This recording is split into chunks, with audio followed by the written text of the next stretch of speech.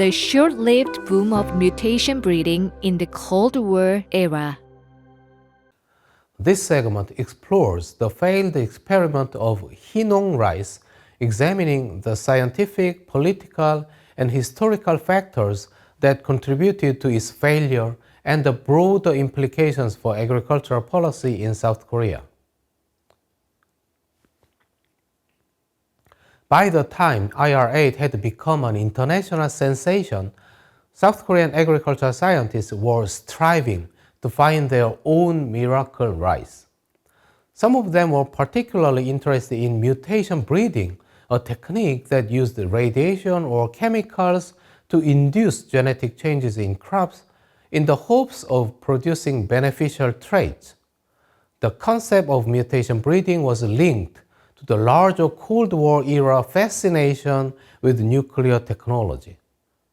Programs like the Atoms for Peace initiative, launched by the US President Dwight D. Eisenhower in 1953, promoted peaceful use of nuclear energy, including its application in agriculture.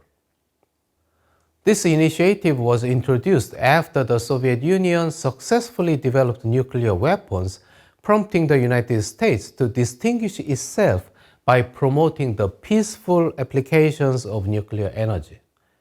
Scientists believe that radiation-induced mutations could accelerate the development of high-yield, disease-resistant crops by passing the slower process of traditional breeding methods.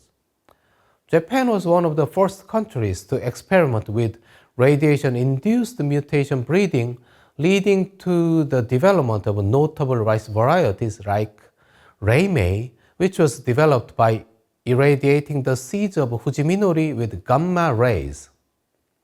Inspired by these successes, South Korean scientists and policymakers sought to develop their own high-yield rice varieties through similar methods.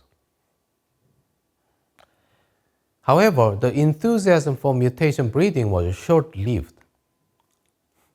Conventional breeding techniques, which relied on controlled crossbreeding, allowed scientists to carefully select parental traits and thereby increase the probability of obtaining desirable offspring. On the other hand, mutation breeding was entirely dependent on random genetic alterations. As researchers came to recognize the inherent inefficiencies of mutation breeding, most returned to conventional breeding methods. Egyptian rice, Nahda. In the early 1960s, South Korea faced severe food shortages, and the government was eager to find a solution to increase rice production rapidly. At the same time, President Park Chung-hee sought to modernize South Korea's economy through rapid industrialization and agricultural reform. His administration viewed high-yield rice as a critical component of national development, and there was a significant political pressure to produce a result quickly. Amid this urgency, introduction of foreign varieties was also expected to bring a potential breakthrough. Some of these foreign strains were capable of adapting to the local environment, while others served as valuable genetic resources that could be incorporated into existing varieties. During the Japanese colonial period, rice strains developed in Japan through artificial crossbreeding were introduced to the Korean peninsula, replacing many native land races and, in some cases, hybridizing with them to create new varieties. Compared to the frequent introduction of Japanese strains, however, the importation of rice from distant regions with vastly different climates remained rare. This changed in the 1960s, when a variety known as Nahda from Egypt was unexpectedly introduced to South Korea, presenting a new challenge to Korean agricultural scientists. Nahda had gained popularity in Egypt during the 1950s and 1960s, yet it was relatively unknown in East Asia. In the early 1960s, however, Kim Hyung-wook, South Korea's intelligence chief, became aware of Nahda through his diplomatic interactions with Egypt.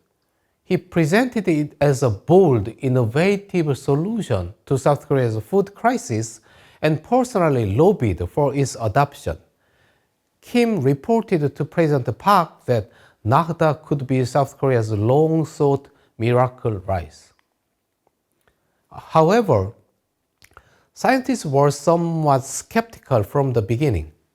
Nahda, a Japanese variety adapted to Egypt's warm climate, was poorly suited to Korea's temperate climate, which had significant seasonal temperature variations and required different farming practices.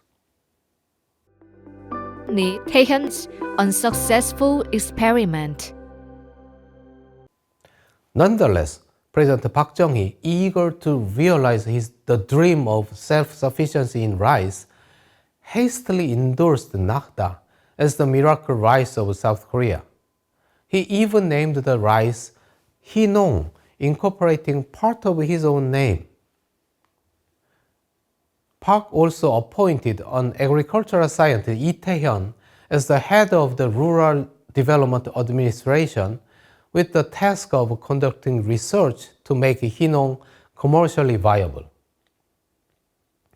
Lee worked diligently to fulfill his directive, given the direct involvement of the president.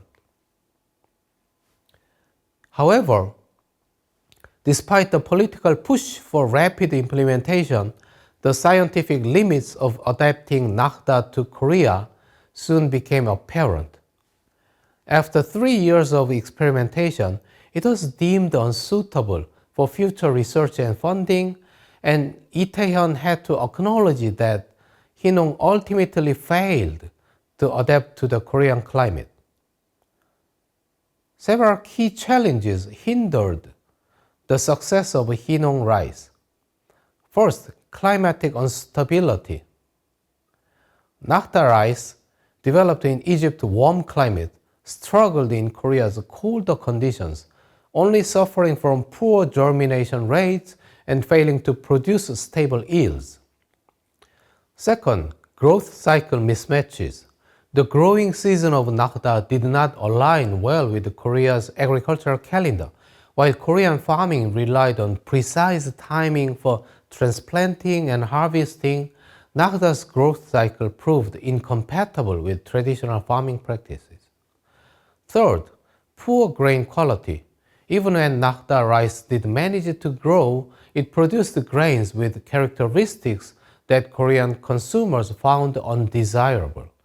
The texture and taste differed significantly from the preferred Japonica varieties, making it commercially unviable. Lastly, low resistance to local pests and diseases in Korea. Nahda rice lacked resistance to the common pests and diseases that affected Korean rice fields. Unlike traditional Korean varieties, which had developed natural defenses over centuries, Nahda required additional input such as pesticides and fertilizers to remain viable, further increasing cost. Field trials confirmed the project failure, and by 1968, the government abandoned the Heenong initiative and Lee Tae-hyun stepped down as the head of the RDA. Failure of Heenong, an opportunity for the higher strains. The failure of Heenong rice was not merely a scientific disappointment. It had significant political and economic consequences. The South Korean government had invested heavily in the project, both financially and politically. President Park's administrations had promoted the initiative as a breakthrough in agricultural modernization, and its failure undermined public confidence in government-led agricultural reforms. The political fallout led to a shift in South Korea's agricultural research policies. The government became more cautious about adopting foreign rice varieties without rigorous testing and instead focused on supporting domestic breeding programs. This shift eventually paved the way for the development of Tongil rice, a hybrid variety that successfully combined Indica and Japonica traits, making a turning point in South Korea's Green Revolution. Meanwhile, Moon-ho continued his quiet but persistent experiments in an overlooked corner of the RDA's rice paddies. Unlike the ill-fated Heenong, Ho was working with strains brought back from the Philippines, varieties that would ultimately play a crucial role in shaping the future of Korean rice production.